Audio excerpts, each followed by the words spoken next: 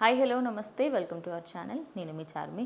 ఒకప్పటి వైఎస్ఆర్సీపీ మాజీ మినిస్టర్ అయినటువంటి కొడాలి నానికి ఒక షాక్ ఎదురైందని చెప్పుకోవచ్చు. అది మచిలీపట్నంలో ఆయన విధులు నిర్వర్తించిన తర్వాత ఆయనకు సంబంధించి అన్ని పనులు కంప్లీట్ చేసుకున్న తర్వాత ఇంటికి వస్తున్న క్రమంలో మాజీ మంత్రి కొడాలి నాని సెక్రటరీ ఎవరైతే ఉంటారో ఆయన పైన దాడి జరిగిందనమాట.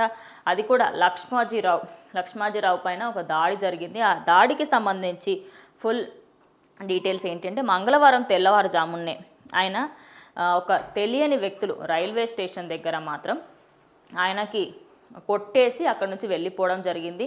ఆయన స్పాట్లోనే అక్కడ కళ్ళు తిరిగి పడిపోయాడు. అప్పటి నుంచి ఇప్పటి వరకు ఇటు కొడాలి నాని నిజంగానే షాక్లో ఉన్నారని చెప్పుకోవచ్చు. ఆయనకు తలకు కొంచెం ఎక్కువగానే గాయం తగిలింది. ఆ గాయం తగలడంతో అయితే దగ్గరలో గుడివాడలో ఉన్న ఒక ప్రభుత్వ హాస్పిటల్కి తీసుకెళ్లడంతో కొంచెం సీరియస్ ఉంది, ఈయనకి ఇంకా కొంచెం కఠినంగానే ఉంది సిచ్యువేషన్ అని చెప్పేసి విజయవాడలోని ఒక పెద్ద హాస్పిటల్కి తీసుకెళ్లడం జరిగింది. అయితే ఎన్నికల తర్వాత ఇదైతే ఇటు కొడాలి నాని ఊహించలేనటువంటి ట్విస్ట్ అని చెప్పుకోవచ్చు.